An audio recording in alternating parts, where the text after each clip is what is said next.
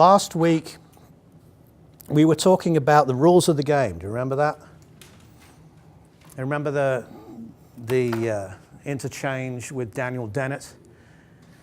And he's one of these guys that believes, that consciousness can be explained by the laws of physics. And you think the way you think, and he thinks the way he thinks, purely because of the forces of physics on the material elements of the universe. The materialism is all there is. The natural world is all there is. No supernatural realm, no spiritual realm. That's all that there is. And remember that he wanted to debate the Christian by using his net, remember? And he wanted to envisage a debate or an argument between an atheist and a Christian as a game of tennis. Obviously, it can be verbal tennis, it would be ideas, but he said, hold on a minute though, before we start, okay, tennis has rules. Tennis has a net. I'm going to draw a net here. Probably be as bad as the one I did last week, but so you have a net, okay, and then you have the court and your two tennis players, and but this net is naturalism. And naturalism is the only thing that is reasonable.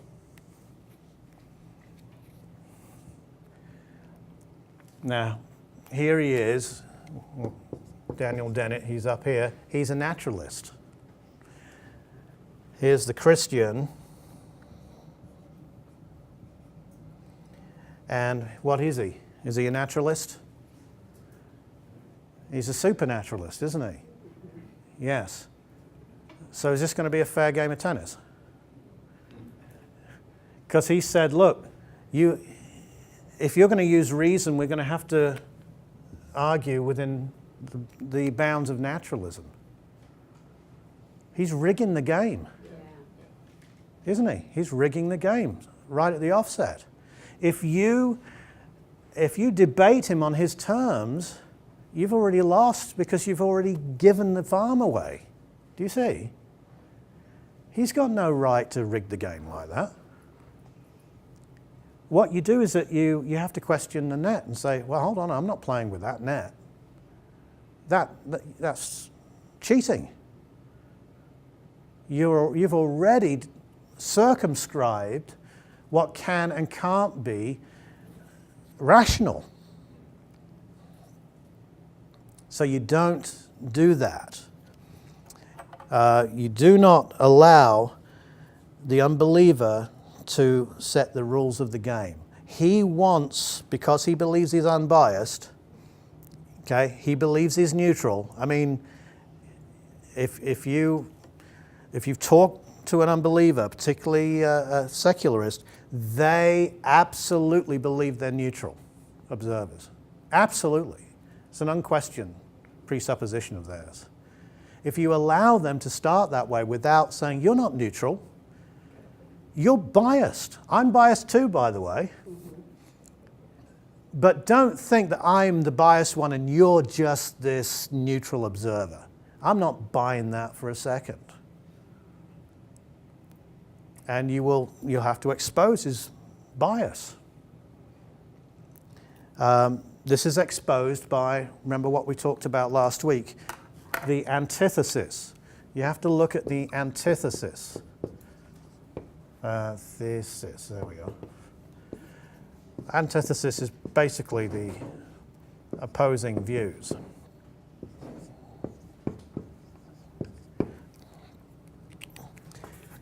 And a Christian must always understand that there is an antithesis between the Christian worldview, the biblical worldview, and the unbelieving worldview, always.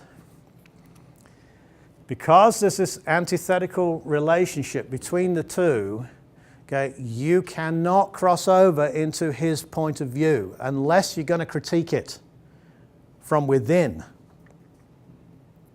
Okay? But you must not cross over there and pretend he's on neutral ground. He's not. And neither are you. You're for the Bible. You're for Christ. You're in the light. You've been saved out of what he's in. You don't go back into it again. That doesn't glorify God. I mean, talk about irrationality. God saved you into the light, but you have to go back into the darkness in order to argue yourself into the light. Because God hasn't given you the ability to argue actually when you're in the light. Isn't that dumb, thinking about that? No, you must stand on biblical ground. Why? Because the biblical worldview is the picture of reality. It is the picture of reality. The other worldviews, the other pictures of reality don't work. They don't describe reality. They're facades. To use Jesus' metaphor in the Sermon on the Mount, they're all built on sand. Do you remember what he says there? At the end of Matthew 7?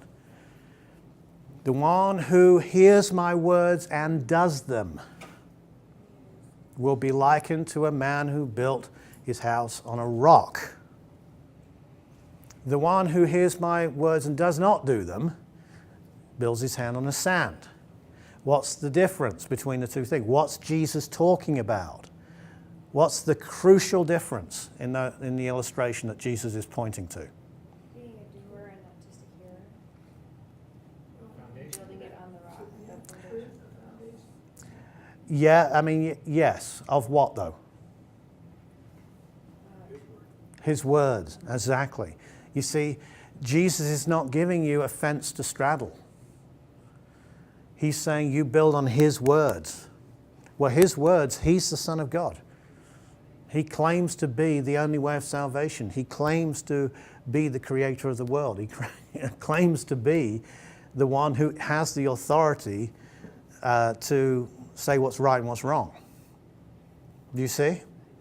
So you're either building on his words, in which case you cannot put his words aside to argue with an unbeliever, or you're not building on his words. You're a believer in some of his words, but you're actually building your life on sand. Do you see? It's why many Christians are nowadays.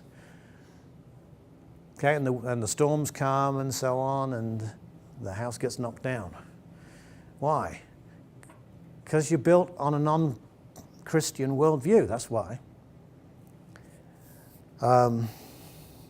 There are so many, I don't say this to be negative or anything like that, but you've got to be careful with worldview studies, okay? Christian worldview studies that are out there for teens. Most of them are not Christian, okay? Most of them are just Bible verses stuck onto basically a non-biblical worldview. And the reason they're non-biblical is because they don't really connect the Christian young person with what the Bible's saying about reality. Okay? It's so important that we do that. They understand this is the only place to talk about reality from. Another way of saying this that Van Til used to use, with the net, he was talking in terms of a fishing net. And he said, well, the unbeliever likes to argue like a fisherman who says, what my net can't catch ain't fish. In other words, I'm only going to argue about stuff that can go in my net. Okay? And I'm the one who says what can go in my net. So if you want to argue about God, God doesn't come in my net, do you see? So we can't argue about that. Or when we argue about it, I'm just going to dismiss it because my net don't catch that kind of fish. Do you see? You've got to be careful of the way unbelievers operate. They are not, as I've said, they are not neutral observers. All right. I wanted to do an experiment. Oh, actually, I can do the experiment. It's going to be weird, but I hope can you bear with me? I wanted to get a walking stick, and I was a little bit late, but I suppose we can use one of those contraptions over there. Can you get that green one for me? And we need to turn it upside down, I think. And I don't know if Hannah is willing to do this experiment. Are you willing to be a guinea pig for me? Okay. All right, well, come over here a little bit. Okay, so this is not going to work particularly well, actually, because you really need a walking stick for this, okay? But anyway, I want you to be blind. I want you to be a blind person, all right? And all I want you to do is kind of to walk up there, tapping with this, okay, as a kind of a walking stick. You've seen these blind people tap in front of them? Okay, so just do that. Do nice and slowly, and we'll tell you if you're going to run into anything. Okay. All right, come back again. Okay, now, well, go slower. All right. Now that's really easy because she knew which way to go, okay? What happens if I asked her to navigate? I put some chairs in the way there, okay? And I asked you to navigate between the chairs. Then you would have to go with a little bit more care, wouldn't you? Mm-hmm. What would you be doing? What would you have to do with this? I have to feel around for it. You'd really have to feel around, yeah. So let's put a couple of chairs here in front. All right. There we are. Okay. And if someone will stand up just in case she starts walking into a chair. Okay, I want you to do the same thing. Okay. Are we going to spin her around 3 times? All right. Now you're going to. This is the thing that's you're going to navigate with. Okay. Not your eyes. Okay. Okay. So you ready? Mm-hmm. Okay. Okay. All right.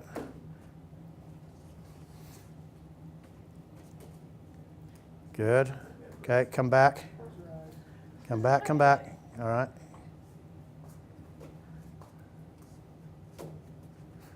Okay. All right. Yeah, you're tapping. Okay. Yeah. All right. Okay. Thank you. Now, you can sit down now. Thank you very much. Now, this is not a very good walking stick, obviously. But one of the things that she was doing, okay, is that she was accumulating knowledge. Wasn't she? Yeah. How was she accumulating the knowledge? Well, she looked how the chairs were. Yes, let's kind of forget about that. That's true. She was testing. She was testing. She was probing, wasn't she? Okay. The bad echolocation type thing, sending out messages and getting. Okay. So. Her reality was created by her probing with that. All right. So she's probing. She's probing with the end of the stick. Okay. Okay. But what else is she doing while she's probing? She's moving. She's moving, isn't she? Okay. So she's probing. Where do you think? And she's moving. Where do you think her attention is? Her attention is at the end of the stick, isn't it? Right, always. Her attention is not with her moving.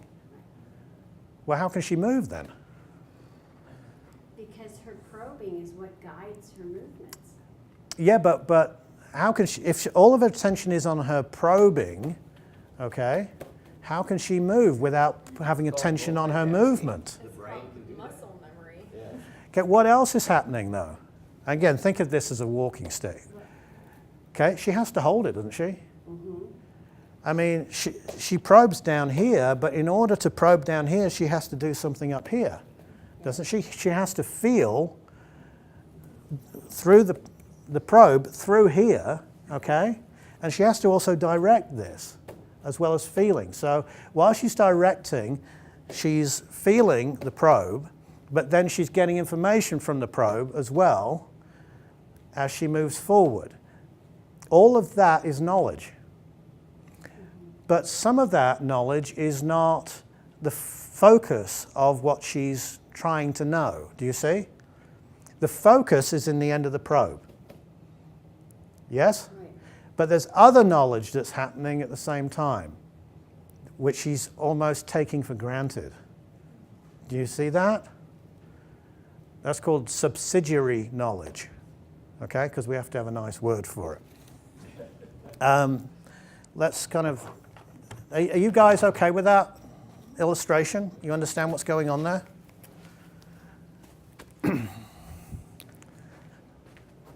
All right. Let's write that down then. So, subsidiary knowledge. Another way of talking about this, if you want another word, is tacit knowledge. Okay? Now, the subsidiary knowledge is not what she's focusing on. It's what's enabling her to do the experiment or do what she's doing, the activity, while she's focusing on a particular thing. You think about riding a bike. Okay, when you're first riding a bike, you're concentrating on not falling off. You're concentrating on keeping your balance, okay? But after a while, are you focusing on keeping your balance anymore? No, that's an interesting thing. Let's remember about it. Let's remember that. Now, the probing side of it is focal. You call it focal because you're focusing on it.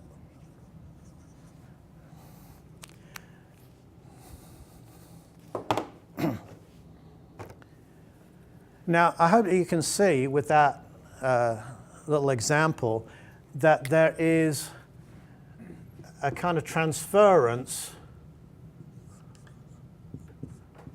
from one to the other. Do you see? It's like a from to knowledge. Okay? You have to assume, when you're probing, you have to assume that you're moving your movement, even though you're not focusing on your movement so much. You're focusing on the probe. And you also you're not focusing on your end of the stick, but you're focusing on the probe end of the stick. Do you see? But you need to have that subsidiary knowledge that is receiving information as well as conveying information in order for the probe to work. The more you do that, and you see these blind people and they can cross roads and they seem comfortable at doing that because even this work with the probe becomes somewhat subsidiary to them. Not totally, of course, but they come to be able to move around a house, Russ Reinert, for example. He tends to be able to move around his house pretty well because he has felt his way around. He knows his way around, okay? So all knowledge is like that. But that is not the way that we think about knowledge. Do you see? This focal knowledge, the probing, is a skill. Okay? But so's this. And we need these backup skills, as it were, in order to do this skill. And in fact, this set of skills, this tacit knowledge that we're not thinking about, we just do it, okay? That skill is necessary to learn this. So do you see how much we have to take for granted in order to find out new things? Okay? You understand that? I want to give you a couple of illustrations here from the work of a guy called Michael Polanyi.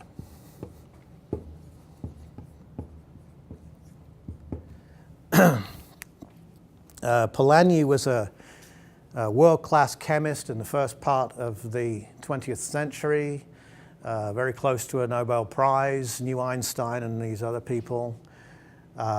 His son actually did win a Nobel Prize.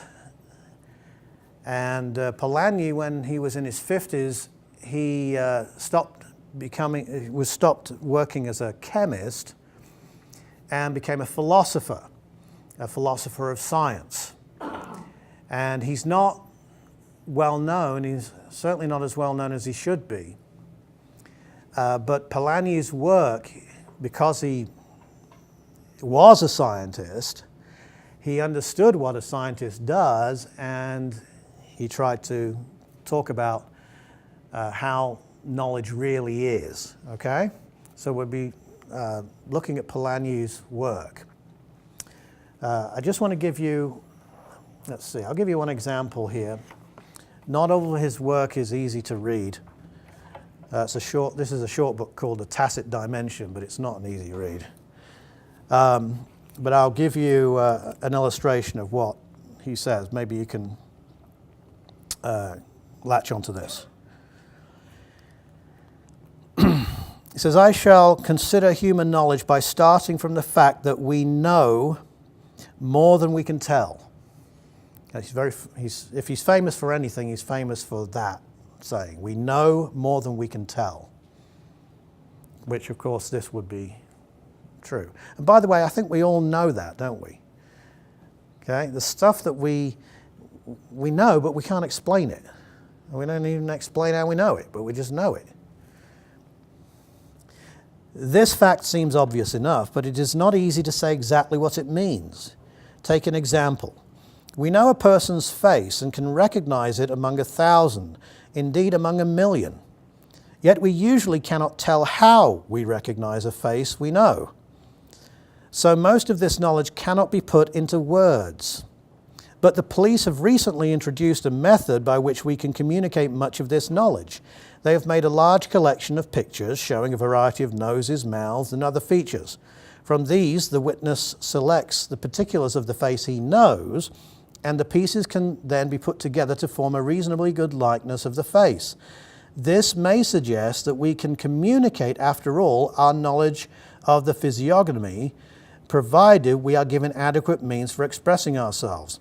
But the application of the police method does not change the fact that previous to it, we did know more than we could tell at the time. You see? So what he's doing there is he's just trying to bring to our attention this really crucial aspect of knowledge and of knowing things that the modern kind of scientific way of thinking of doing things has kind of forgotten about. Particularly the kind of science that says stupid things like consciousness is just the firing of neurons in your brain.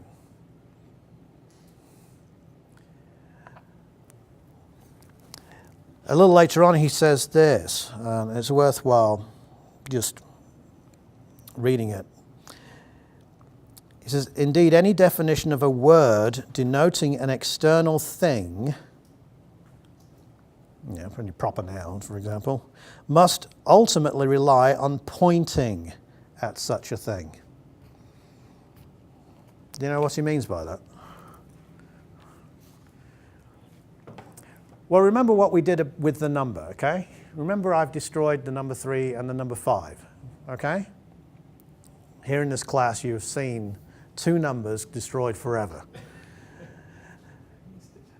And what I asked there was, what are those? And the answer came back 3 and 5.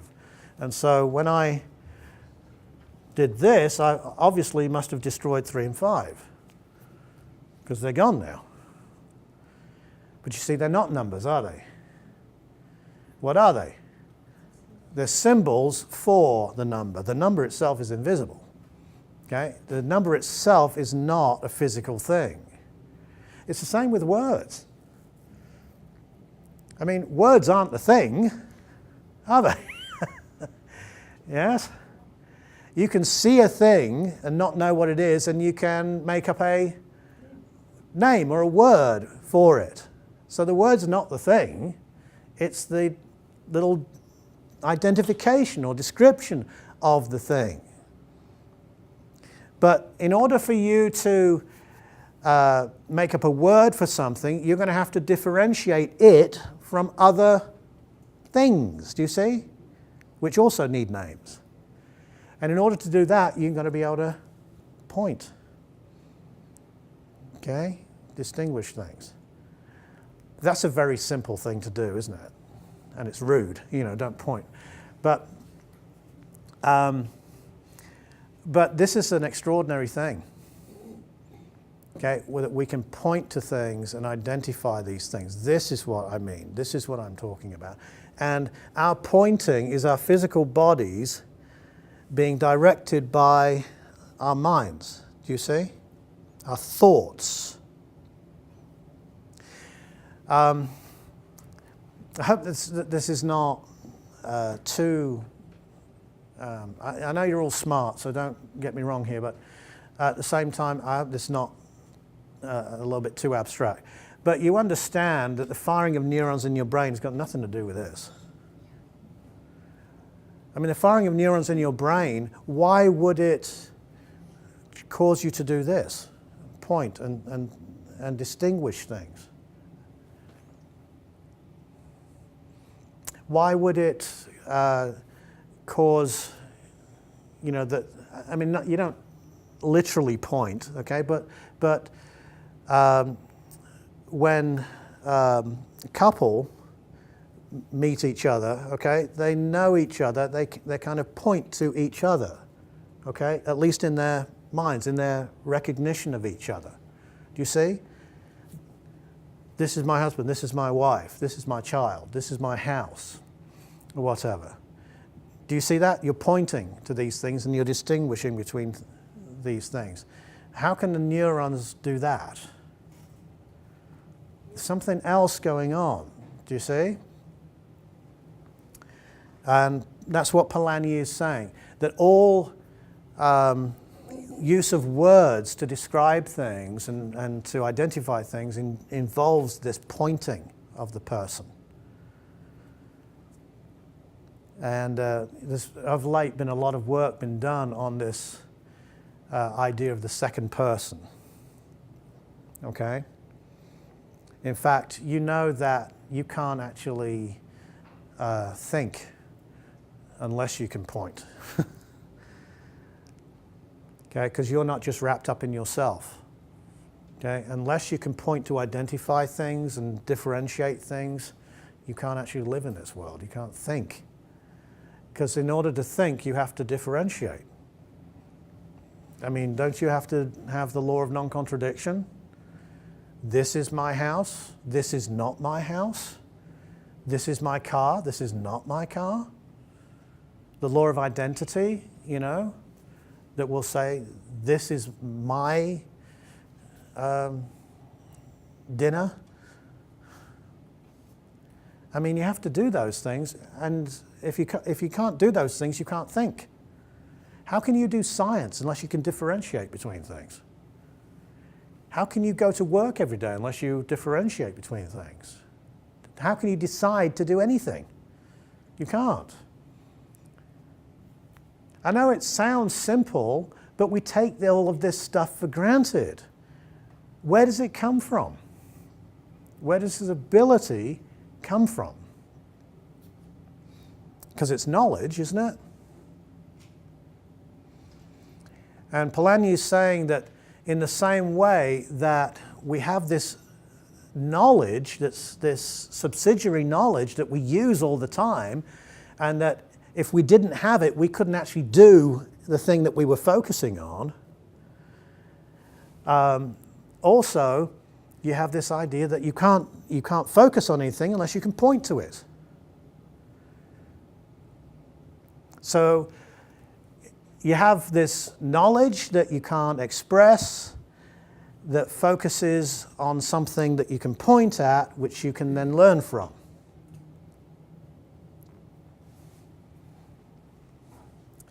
Do you see, folks, how personal knowledge is?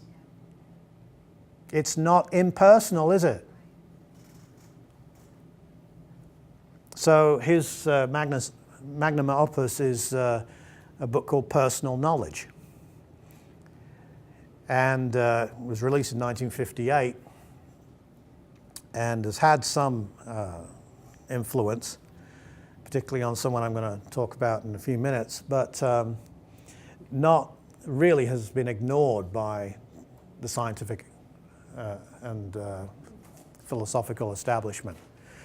If Polanyi's idea of knowledge, which I believe is biblical, by the way, if his view of knowledge had been accepted, the world would be a very different place. Our understanding of who we are, our understanding of the world, and our understanding of what knowledge is and what science is would be very different. But he's actually describing the way things are.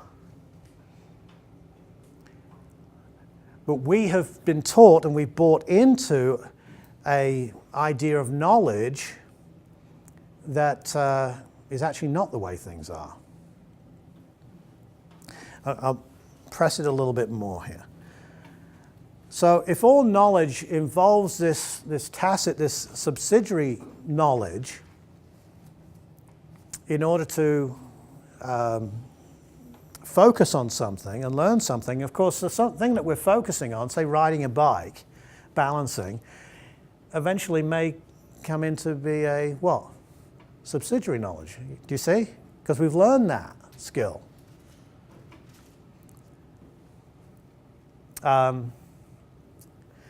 It has this from to dimension, but it is all from you to you. It's all personal.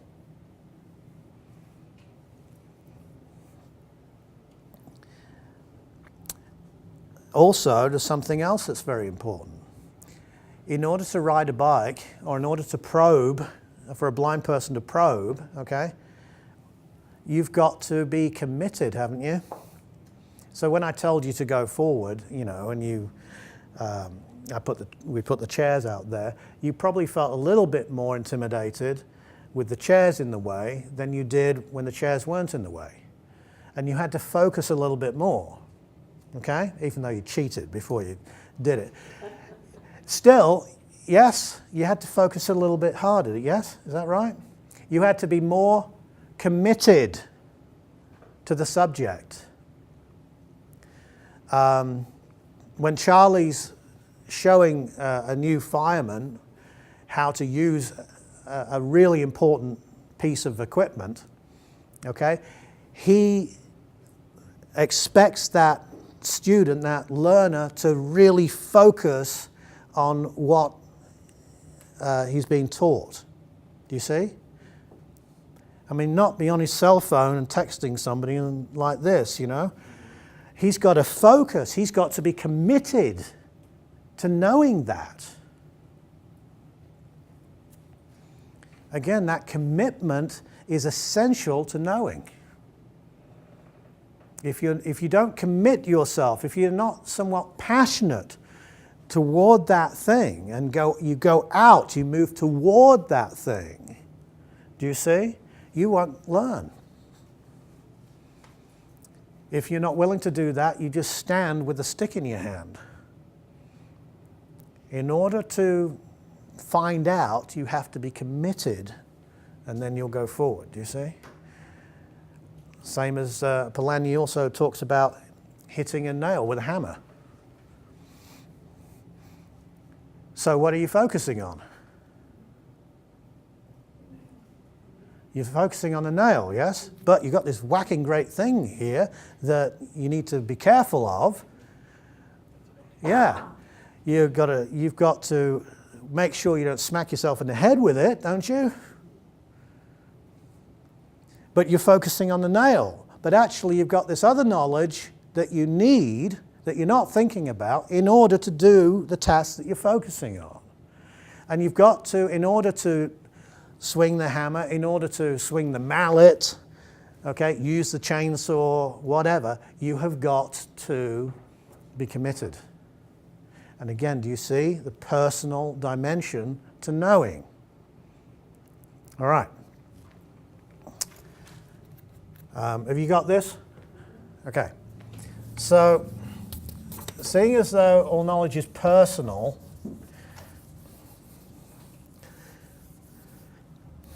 the only,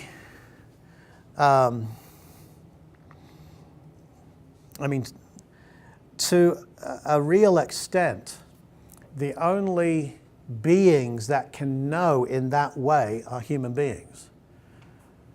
You know, dogs and birds can find out how to do certain things, okay, but they don't acquire knowledge in the same way, and certainly not in the same variety. They're not inquisitive about the outside world like we are. They don't gather data and information. They don't, think about the ramifications of things, even though God has given them innate knowledge of how to do things.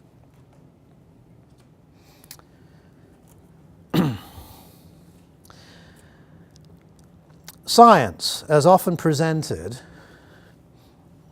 is what? You have this neutral observer. Okay? This neutral observer is, as I've said, and as they like to say, willing to follow the evidence. I'm going to give you an example of this in a minute. Wherever it leads. I don't know, it's about wherever. All right.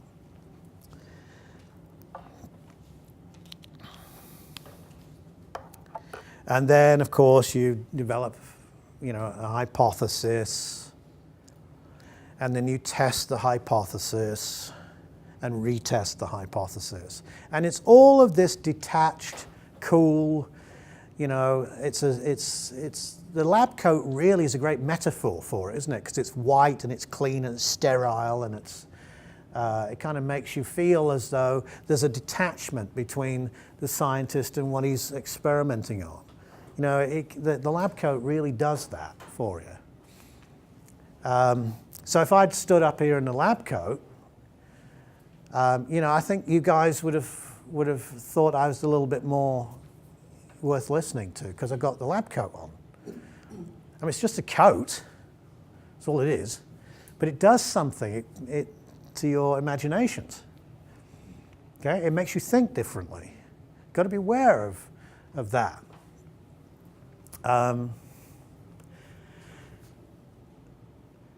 So yeah, he develops a hypothesis. All right, well, hold on a minute. How many possible hypotheses are there? Yeah? So a scientist goes into the laboratory and he's got 1 million hypotheses that he needs to try. Well, actually, no, that's too few. Maybe there's 1 billion hypotheses he needs to try. And so he goes in and he's just this cool observer. He's detached, he's dispassionate, he's neutral, he's not bringing anything to it. And he's just there to follow the facts wherever they go. And he's never going to learn anything, is he? Is that how hypotheses are brought about? No, he comes into the lab and he's already decided because of his what? Innate skill. Okay? When he was learning to be a scientist, okay, there was this transference of subsidiary knowledge into the focal point that he was learning about. And as he learned to do an experiment or learned about this, that became subsidiary to deeper things that he was doing, yes? And he has learned these skills. And he comes with this skill set and this ability to what? Identify what will be a workable hypothesis, possibly, from a bunch that won't. He's not dispassionate. In order to do his experiments, what does he need to do? Come on, what's the word? Experiment, trial and error. Yes, but what's my word? Narrow down, focus. He needs to focus, but in order to do anything, what does he need to do? Think about me with the stick here. Probe. I need to commit. Do you see? I need to commit myself. It's got to be a personal giving of myself to that subject. Do you see? Oh, the object, sorry. So he doesn't come in as a neutral observer. Now, you throw in the basic naturalistic paradigm of modern science that you see Neil deGrasse Tyson, on Nova, or David Attenborough, or anyone like that. Yeah, Richard Dawkins, anybody who gets airtime. Okay, Bill Nye, the science guy. All of these guys, they come with this naturalistic paradigm, don't they? This commitment. And are they neutral? Not only are they not neutral because of the skill set that they've learned, which enables them to narrow the possibilities down, okay? But they're not neutral because they are certainly not willing to follow the evidence wherever it leads. Why not? Because, sorry about the drawing.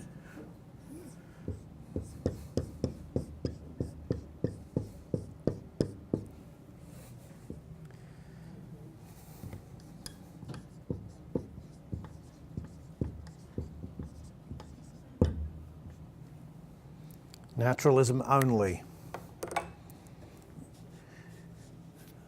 The evidence can only be followed within the scope of naturalism. Do you see that? Now, is this a scientific conclusion? Did they go into the laboratory and empirically prove this? No. By the way, did they go into the laboratory and empirically prove the subsidiary knowledge they needed in order to find the laboratory? Do they go in there and do they prove normativity in order to conduct an experiment? Because you've got to have normativity, don't you? I mean, you've got to believe that the world has a kind of a normative uniformity to it, don't you? In order to do an experiment. Did they go in and prove that? What about if their experiment takes a long time, like Lenski's experiments, which have been done over, with E. coli, I think. Over 30 years now, he's been doing these experiments on E. coli. And does he, when he gets up the next morning, does he test whether there is a connection between the morning he's just gotten up and the one that's passed? Does he test to see if tomorrow is going to happen? He assumes it, doesn't he? Do you see? He assumes the normativity of the world. He doesn't test it. But here's the thing. Can naturalism supply him with the knowledge that he needs, the tacit knowledge that he needs, in order to go into the laboratory? Think about that for a minute. For those people that just believe that consciousness is the firing of neurons in your brain, and it could be any other way, your beliefs that you are who you are and you live where you live are they're not really beliefs at all. It's just a trick played on you by your DNA. Okay? You're a mere machine. You don't have thoughts. You think the way you think because the laws of physics are making you think that way. Same as, if I think I'm Napoleon, that's because my neurons are firing that particular way. There's no difference between me thinking I'm Napoleon and you thinking that you're who you are. Not if that's the right view of the world. But how do you equate that belief, because that is a widely held belief, by the way, not just by people like Richard Dawkins and Daniel Dennett and Jerry Coyne and people like that. Many, many people believe this. What do you make of that saying from a foundation like that of pure naturalism? You're not going to follow the evidence wherever it leads because you're not interested in evidence. You're not interested in following. You're actually not interested in anything. You're interested in what your brain chemistry says makes you interested in. But this implies that there is evidence out there, that there's truth out there, and we haven't dealt with truth yet, but we will, that there's truth out there to be ascertained, which is independent of your brain chemistry, doesn't it? Does naturalism support that view? No, it doesn't. So where are they getting this from? If naturalism, which they say is the only net that can be used, doesn't support what they're trying to do, or say they're trying to do, where are they getting this from? This one here particularly. They can't be getting it from their worldview, folks. They must have stolen it from another worldview that actually can account for this. So again, what are we doing? We are questioning the net.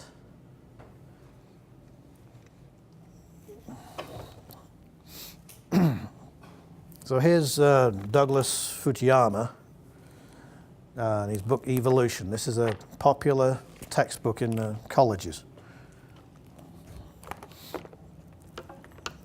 I'm going to read a little bit from it, okay? Hopefully from what I've said already, you might be able to see some problems with what he says.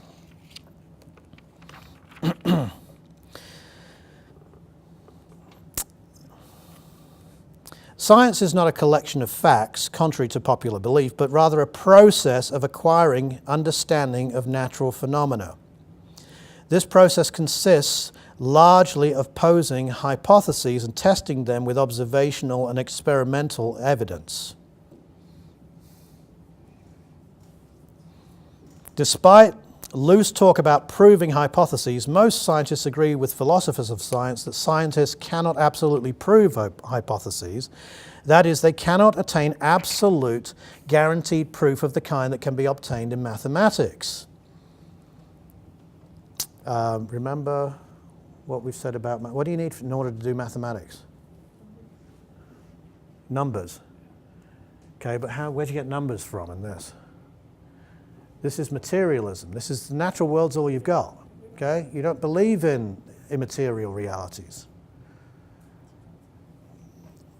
Rather, the hypothesis that currently best explains the data is provisionally accepted with the understanding that it may be altered, expanded, or rejected if subsequent evidence warrants doing so, or if a better hypothesis not yet imagined is devised. Sometimes, indeed, a radically new paradigm, remember that word, replaces an old one. For example, plate tectonics revolutionized geology in the 1950s, replacing the conviction that the continents were fixed in position. And he continues and goes down. And he says, this process reflects one of the most important and valuable features of science. Even if individual scientists may be committed to a hypothesis, scientists as a group are not irrevocably committed to any belief and do not maintain it in the face of convincing contrary evidence. They must and do change their minds if the evidence so warrants. They're these people. Indeed, much of science consists of seeking chinks in the armor of established ideas, and few successes will burnish a scientist's reputation more than showing that an important orthodox hypothesis is an inadequate or flawed. Thus, science as a social process is tentative. It questions belief and authority. It continuously tests its views against evidence. Do you believe this rubbish? No, because you think about Darwinism. Scientific claims, in fact, are the outcome of a process of natural selection. For ideas and scientists compete with one another so that the body of ideas in a scientific field grows in explanatory content and power. And he quotes an authority there, an evolutionist. So natural selection here is not just a physical thing, it's also an ideational thing, according to him. Okay? I mean, it involves science. Science differs in this way from creationism, which does not use evidence to test its claims, does not allow evidence to shake its a priori commitment to certain beliefs, and does not grow in its capacity to explain the natural world.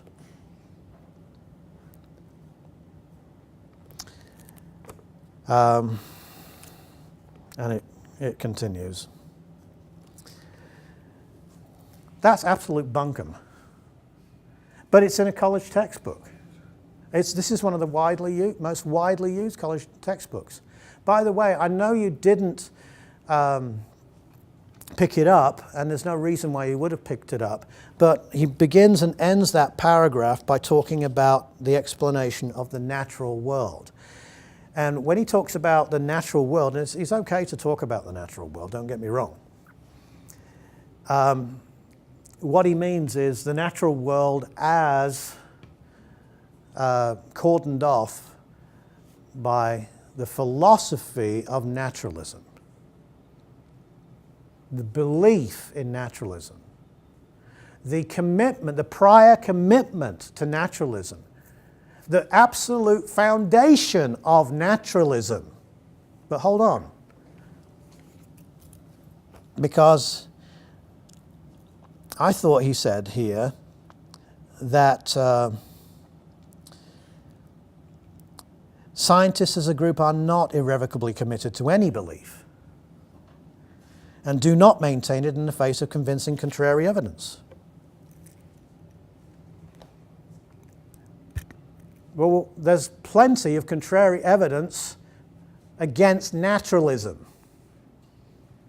In fact, one of their own major philosophers of science, Thomas Nagel, I'll put his name up here if you want.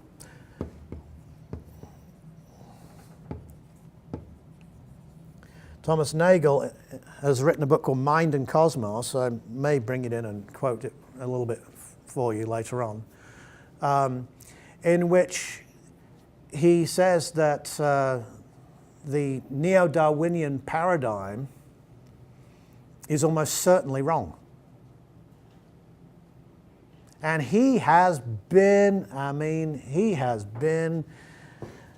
just blasted by the scientific community. You know, the community that must and do change their mind when the evidence warrants it.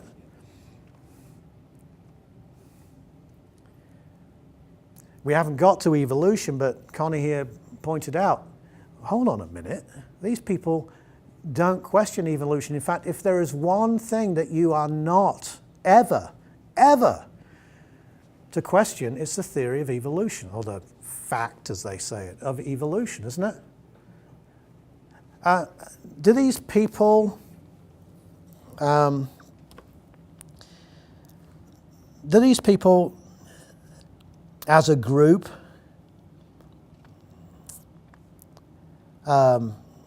commit themselves to irrevocably to evolution? Absolutely they do. And naturalism? Absolutely they do. In fact, it's got so bad that in the last, well, we'll just say 100 years, but the definition of the methodology that you use, the approach that you're supposed to have in your head when it comes to doing any of the natural sciences is called methodological naturalism. In other words, you are only to seek natural explanations for natural phenomena. What's that? Sounds like that to me, doesn't it? If you're only to seek, if science is only to seek natural explanations for natural phenomena, they're already dictating the rules of the game. And they will only follow the evidence as long as it leads to where they want it to lead, back to naturalism. It's circular, do you see? Is the scientist in his lab coat unbiased?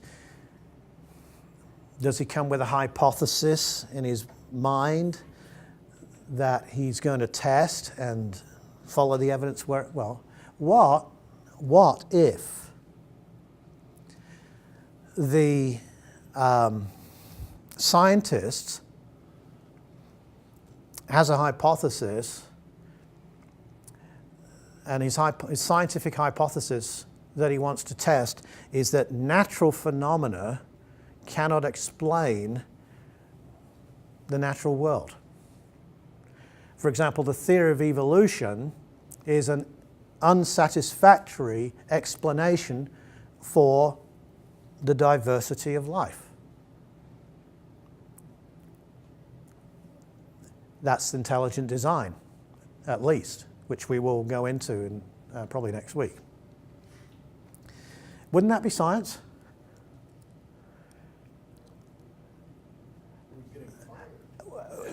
But wouldn't it be science? You'd be testing a hypothesis, wouldn't you?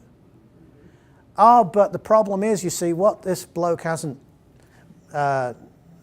told us is that there's this prior belief that is unshifting that they are absolutely religiously committed to. It's got nothing to do with science. This is a philosophy. Is it a good philosophy? No, it's a really stupid one. It's a really dumb one. Again, as we will see in the weeks to come. But they're committed to it. All right.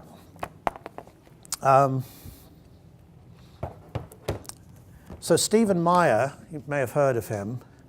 He's an intelligent design advocate. I really recommend his books. This is called Signature in the Cell. And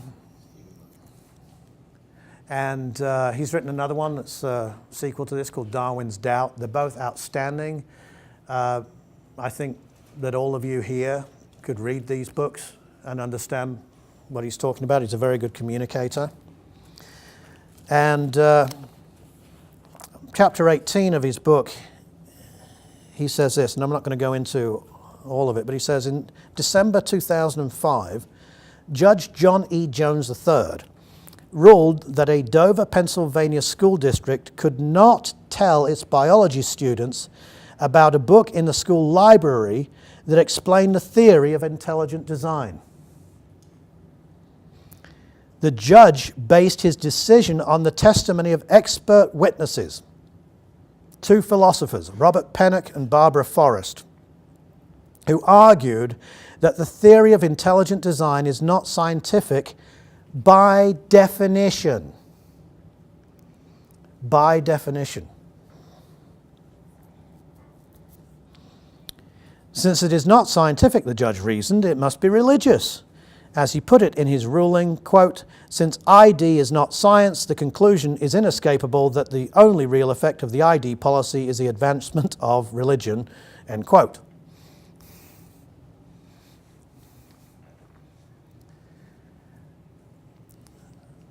Do we sound, do you think Barbara Forrest and Robert Pennock are dispassionate scientific philosophers?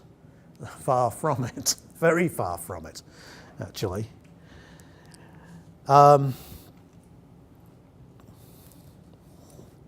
You've heard about the Scopes trial, I presume, back in the 1920s.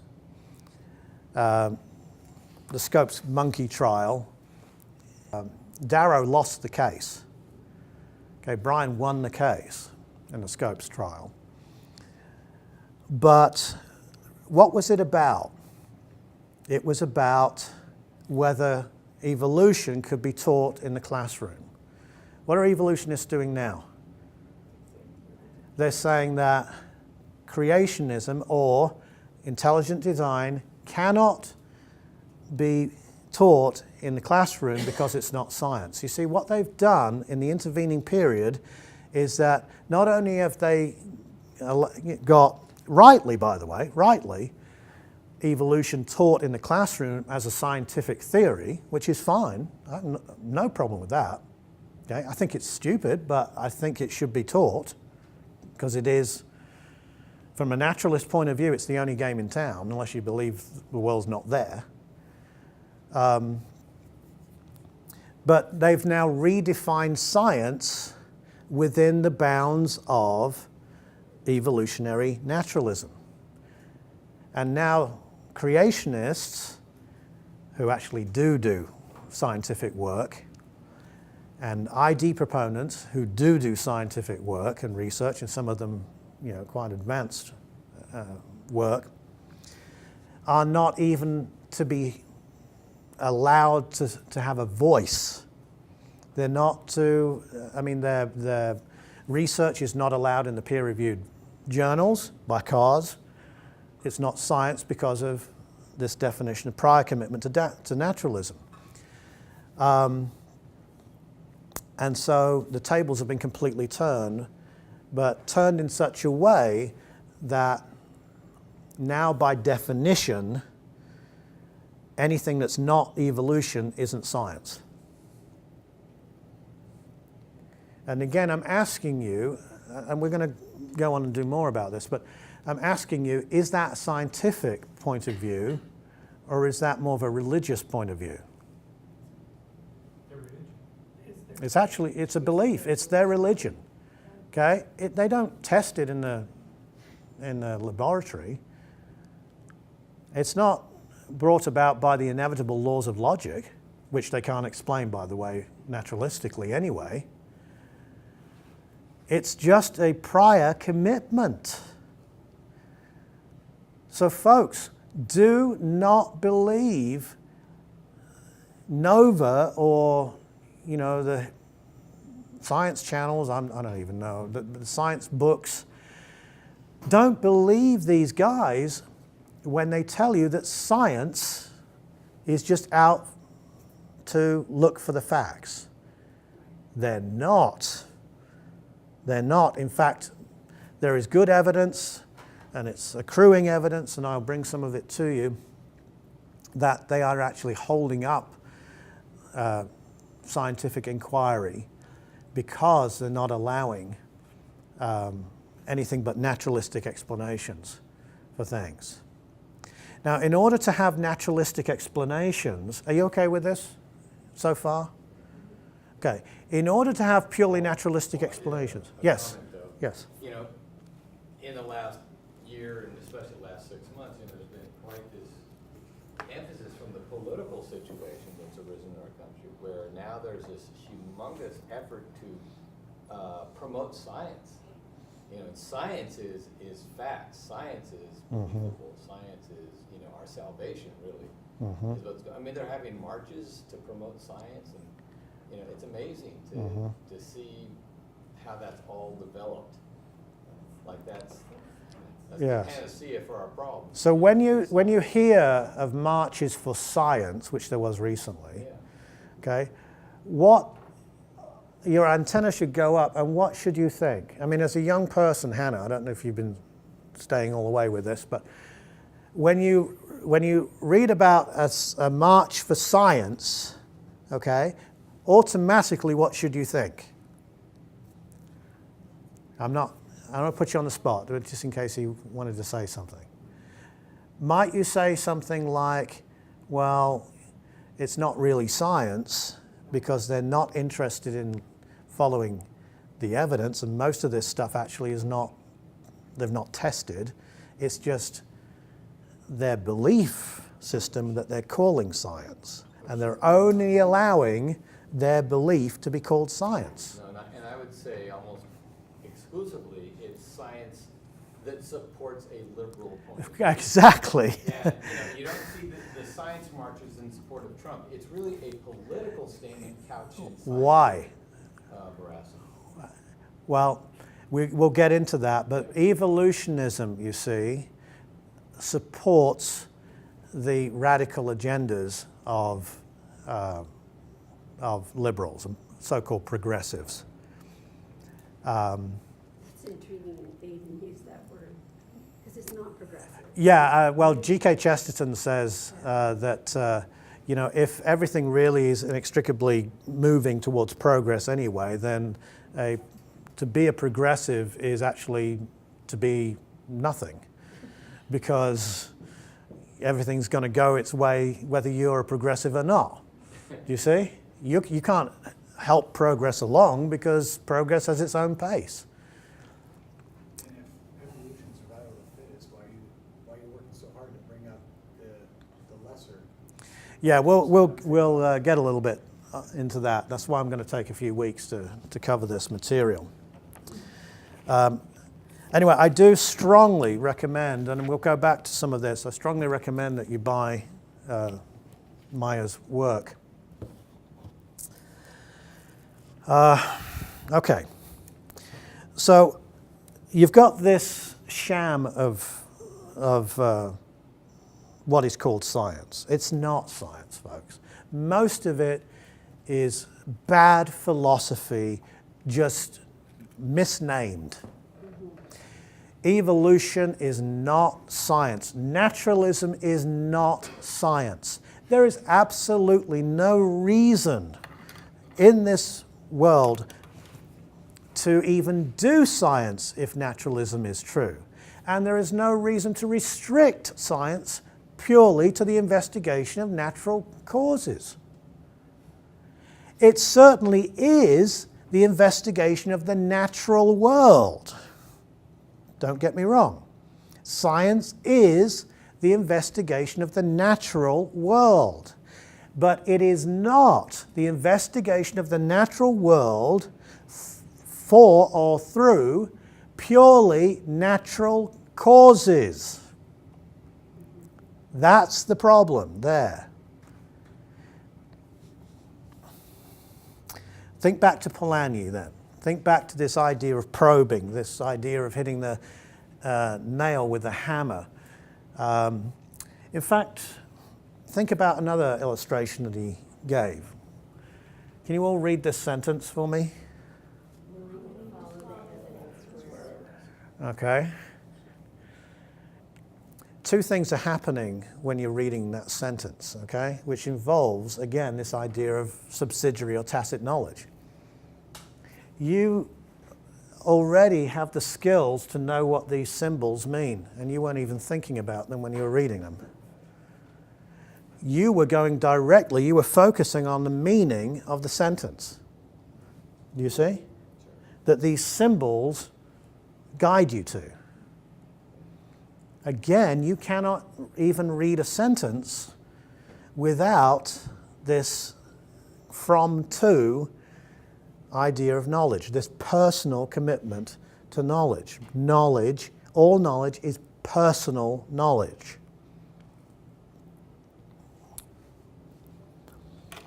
So let's look at knowledge as, or science as personal knowledge, a personal discovery. First thing, only persons know. Trees don't know. This cup of water I'm going to drink here, it doesn't know I'm going to take a drink, or that I've taken a drink. My pen doesn't know that I'm going to use it. Mickey Mouse doesn't know he's a cartoon character. Only persons know.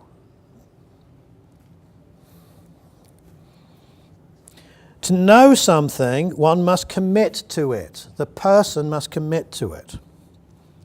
This means that there is a connection between the knower and the known, or what is to be known. You cannot dispassionately look at it. You cannot dispassionately focus on it. You have to, in a sense, passionately, committedly focus on it, which means that in focusing on it, it has some kind of a grip, some kind of a power on you. Do you see?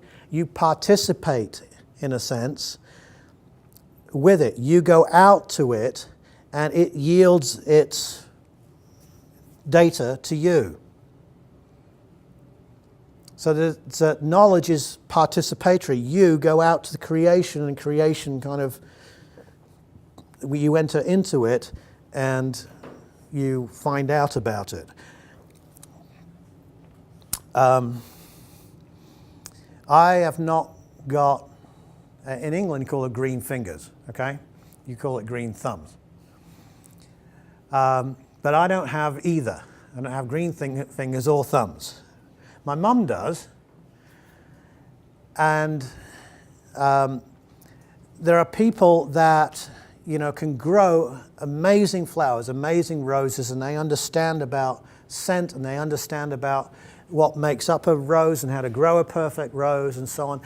And they get captivated by that rose, okay, or whatever it might be. That might be a marrow or watermelon or something like that. They get captivated by it.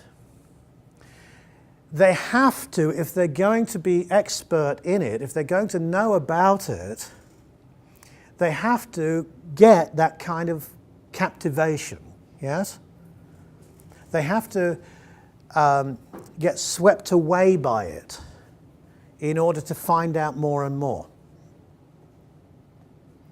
If they just are dispassionate, if they just are looking at it merely as an object, and they are not subjectively entering into the knowing subject, they're going to know less about it. So I don't know hardly anything about, I'll call it American football, okay? I know you call it football, but even though you don't hardly kick it with a foot, but I don't hardly know anything about it, so I can't get very passionate about it. Real football, on the other hand, where you kick the ball with the foot, okay, I can get pretty passionate about that, okay, both when I used to play it and as a fan, okay? And you understand that you can get more out of it the more you enter into it. You know more the more you, as a subject, enter into the object of it. Yes? So that you have that kind of participation.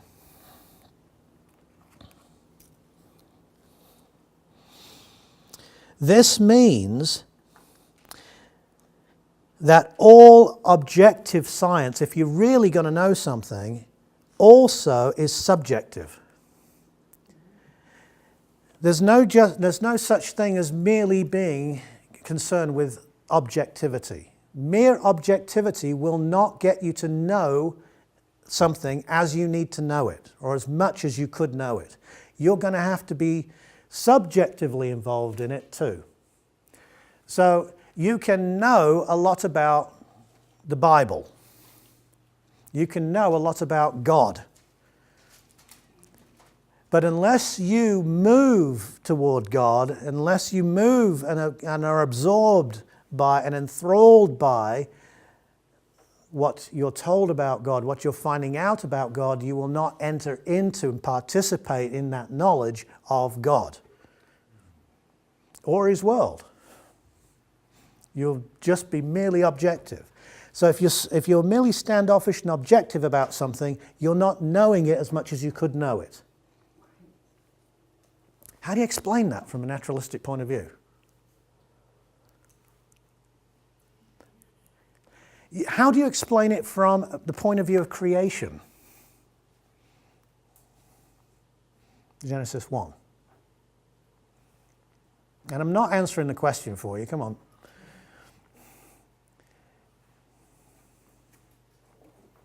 How do you explain what?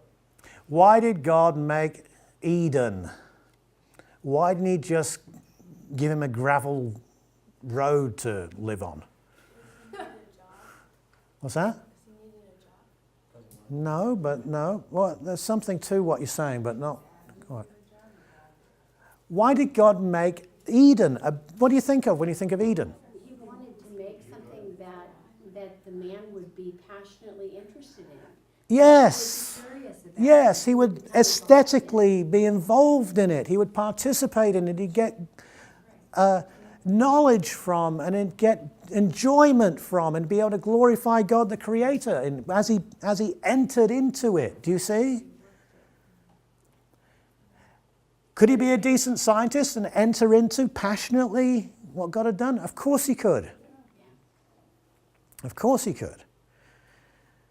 But if you have this idea of, just give me a lab coat and I'll be, this objective observer, you're not going to find out about the world the way you need to find out about it.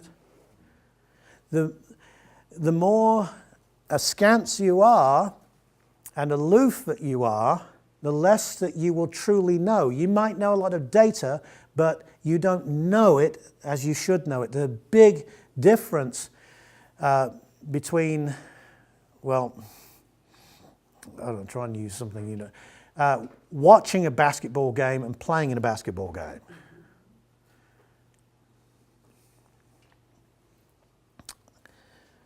Or watching a symphony and playing in a symphony. Do you see that?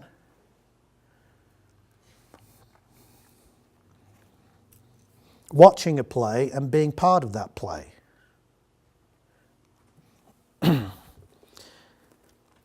So all objective science, to really be science in the way that it ought to be, is also subjective. Now here's the next thing. All knowledge is personal knowledge. But there is a hierarchy of participation. It doesn't, as fascinating and amazing as water is, and it is, it's inanimate. Okay? So my subjectivity, my delving into water is not going to be the same as me getting to know my dog. Why not? Your dog has some personality. Yes. And my involvement with my dog, unless I'm a bit loopy, is not going to be the same as my involvement with my friend or with my wife or kids.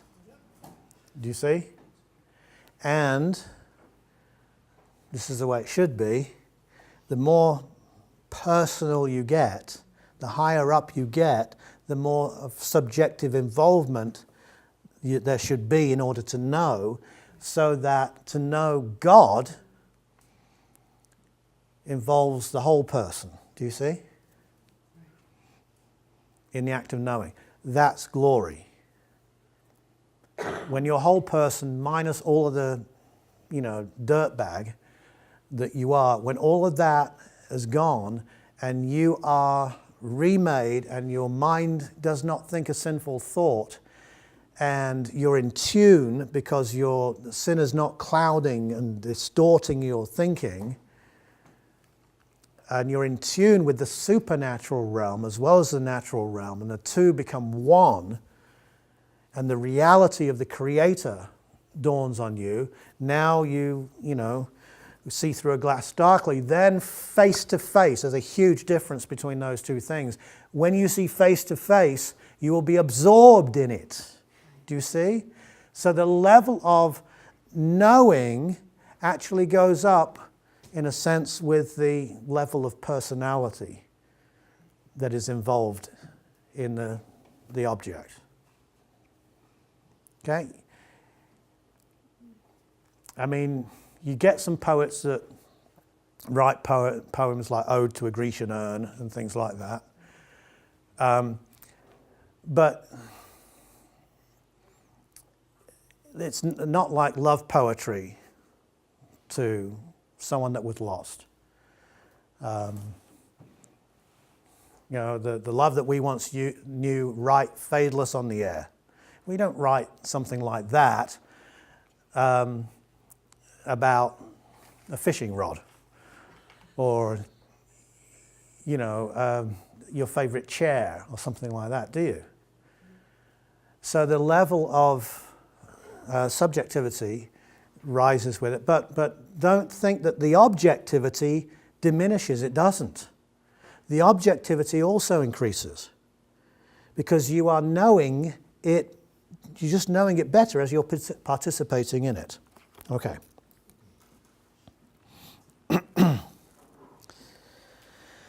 This way of knowing that we've been talking about here is not peculiar to just one walk of life. Every single walk of life, every single aspect of knowing involves this, which means science too. This is how scientists know too. If this is the way of knowing that science uses, and it uses it the same way that other areas use knowing, do you see? Then this separation between science, hard science, the facts, the stuff that Fujiyama was talking about, and other things like humanities and so on, it's not there. It might be there somewhat differing in the means that you use in order to know something. You don't know the beauty of a flower by picking it apart analytically. You know it by seeing it and experiencing it that way, don't you? You don't know the beauty of a Shakespeare sonnet by deconstructing it, okay? But by entering into it. So you wouldn't use a scientific empirical analysis to know Shakespeare as you would if you were finding out about, what a flower was made up of. But you see, there's no difference in the importance of knowing the beauty of a flower and know what a flower is as a flower, and analyzing it, taking it apart. These are just different ways of knowing the flower, do you see? One of them is science and uses different approaches than just painting it or admiring it or smelling it. But both of them are arriving at knowledge in the same way, just using different approaches. That's so important because in the biblical worldview, knowledge is one. In order to find out things, we have to use different ways of getting to know things. Okay? You don't get to know or predict a solar eclipse in the same way you go to the cupboard to find crackers. Okay? To find crackers, you don't have to do a mathematical equation. You go up and you open the cupboard and see if there's any crackers there, do you see?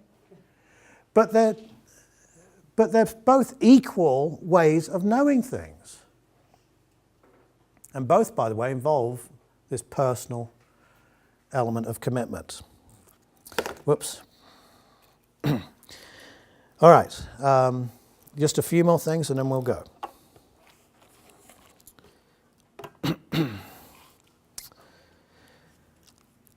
So I talked a little bit about Polanyi. Now I'm going to talk a little bit, just for a few minutes. What's the time? Can't see it there. Quarter after. Oh, okay, good. About Thomas Kuhn, who was influenced by Polanyi's work.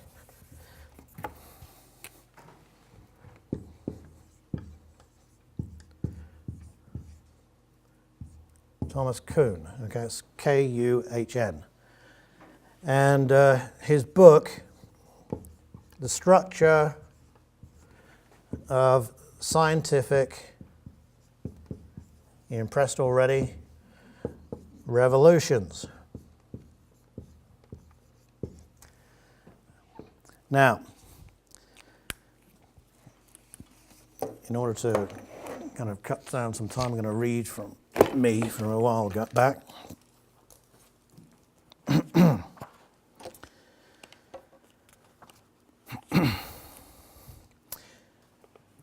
1962, the philosopher Thomas Kuhn created a stir in the academic world with his book, The Structure of Scientific Revolutions.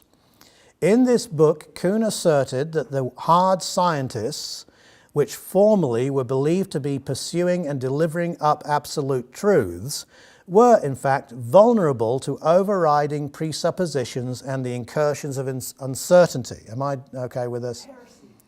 Heresy. You're being paid by somebody. Kuhn has taught us that no one is completely objective, certainly not scientists. He shows that the scientist is influenced in his experiments by the scientific culture of the community of which he is a part. Like Fukuyama is, okay? Scientific theories are therefore not evaluated discretely, but as part of networks of assumptions which sometimes change together rather radically. He works within the accepted rules of that community, countenancing, quote, the assured results of scholarship. Footnote, within the paradigm of what's accepted in that community at that particular time. He prioritizes his research in line with what the community thinks is important, and very importantly, folks, what those with the money think is important. Okay? And I think I've said before that if you come out as a scientist and say there's no such thing as global warming, okay, you're not going to get any grants because that's boring. If you say there's a global warming crisis and so on, and this huge iceberg has just broken off in the Antarctic, you know about that? And that's surely a sign of global warming and how terrible this is. Then you're going to get gobs of money. Okay? If it don't make sense, there's a buck in it. By the way, do you know why these big things break off, the ice caps? They get so heavy. Yes. It's just basic laws of physics, yeah. I mean, they get so big. The ice caps get so big that these things break off. Okay? It's not melting, folks. Anyway. So he's got to be looking for the things the establishment expects him to look for. Vern Poythress says, all data is theory-laden. In other words, although we haven't looked at evidences yet, no evidence shouts up to us and say, oh, I'm this, okay? This is the way you interpret me. We come to facts with certain assumptions, okay? We come with certain worldviews. If you come with a naturalistic evolutionist worldview, if you come with an Eastern worldview, if you come with a biblical worldview, do you see that your interpretations may differ? But we'll come to that. It already presupposes in its very status as data for a given experiment or a given theory that the universe is organized in a way compatible with the assumptions of science as a whole. The current disciplinary matrix affects how scientists make observations. That is the current culture. What they think the observations actually measure, that's what they're looking for, and what kinds of data or experiments are relevant to the outstanding open questions in their field. What they will test and what they won't test, or what they'll test for and what they won't test for. Normal science continues within what Kuhn calls the reigning paradigm or scientific worldview of the scientific community. Now listen to this. As anomalies appear, they are either kept at arm's length or left for the machine of scientific progress to process further in time. But if these anomalies increase, the explanatory power of the reigning paradigm begins to appear less attractive because you've got more and more problems, you see, that are being found out. Think of Newton's gravitational theory and so on, replaced by Einstein's theory of relativity, yes? New problems create new questions, the answers to which seem to be beyond the present way of doing science. A scientific revolution occurs when someone, for example, Copernicus, Newton, Pasteur, Planck, Einstein, puts forward a new and more explanatory theory, which quickly becomes the reigning paradigm.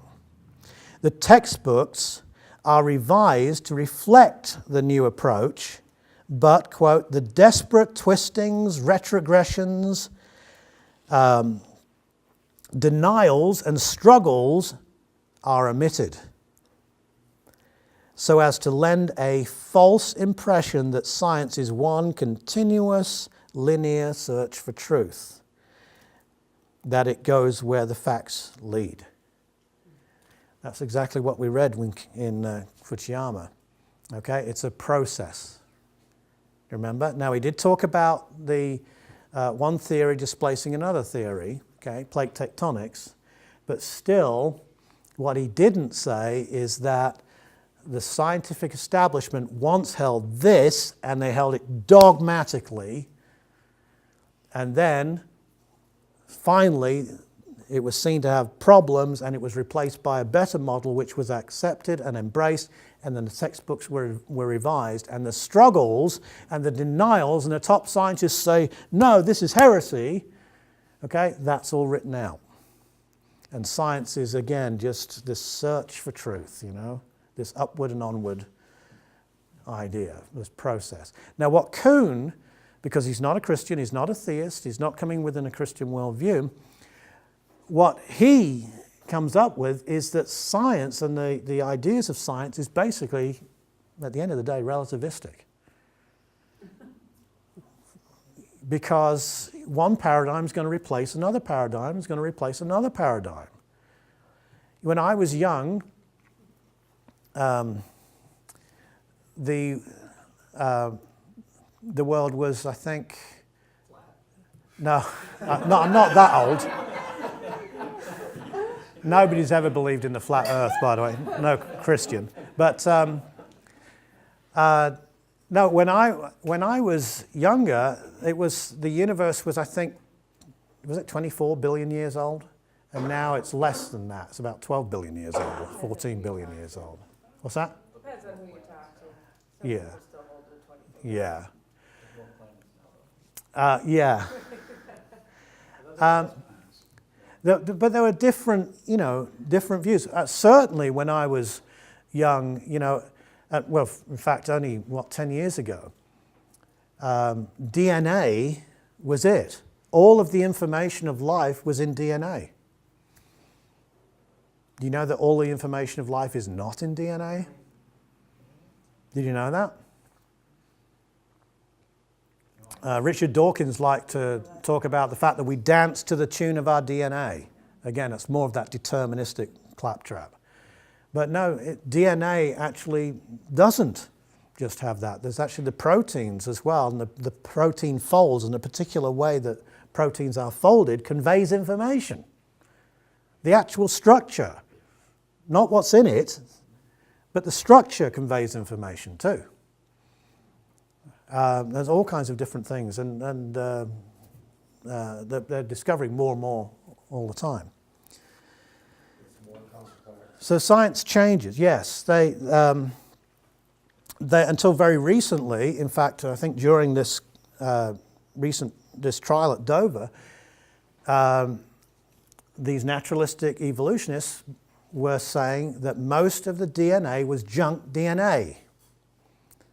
And that fits their evolutionary model, yes? Survival of the fittest and just weed out the trial and error stuff. And it was the ID proponents who were saying, no, if we're right and it's an intelligent design, then you design things, okay, from the top down, okay? Not kind of search and figure out how to do it, but from the top down. You see what you want, you try and figure out, and so on, go the way down to get the minutiae. So there won't be this terrible waste of time and futility of trying to get somewhere to some kind of goal, you see? And lo and behold, now everybody has accepted through the ENCODE process and so on, that there is no or very little junk DNA. That what was thought to be junk DNA is actually extremely important to the mechanism of life. Oh, by the way, that kind of discovery where the ID proponents was saying this, if we're right, there will be no junk DNA, and evolutionists were saying, if we're right, there will be junk DNA. Shouldn't that have caused Fukuyama to change his mind? Has he changed his mind? No, because he's not following the facts anywhere they point. Nearly finished here, folks.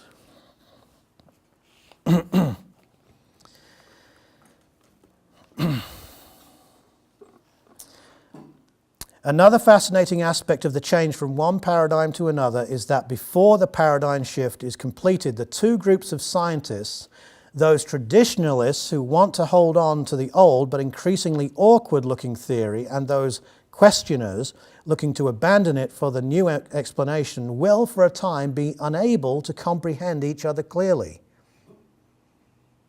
Because they're stuck in their, ways of thinking. This is because within each group's worldview there is a continuity in which all reality emerges out of what is already there, which is just another way of saying that they think they have an explanation of how things must go within the paradigm that they've accepted. And so that's all they're looking for. What my net can't catch ain't fish.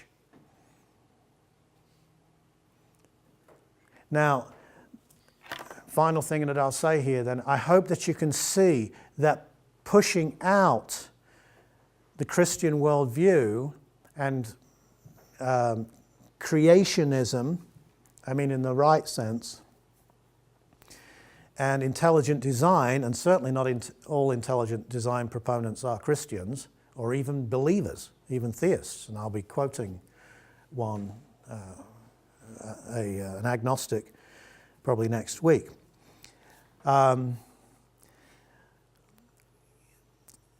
Pushing that out and say it's not science is not a scientific procedure. It's just people who have defined science in such a way, they've just, made the net, they've made the rules of the game to fit their paradigm. Now, as more and more, as Gary said there, as the complexity of the universe, as the complexity of the cell, the astonishing beauty and simplicity, in the right sense of the word, is discovered, it's really, really getting hard to say that natural selection did this, that blind chance did this. these things really do look designed. Okay? And I want you to, for your homework, I want you to go online and I want you to look up a little video on the kinesin.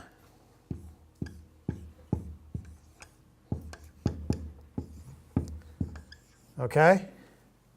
Kinesin. And you tell me whether blind chance was responsible for that.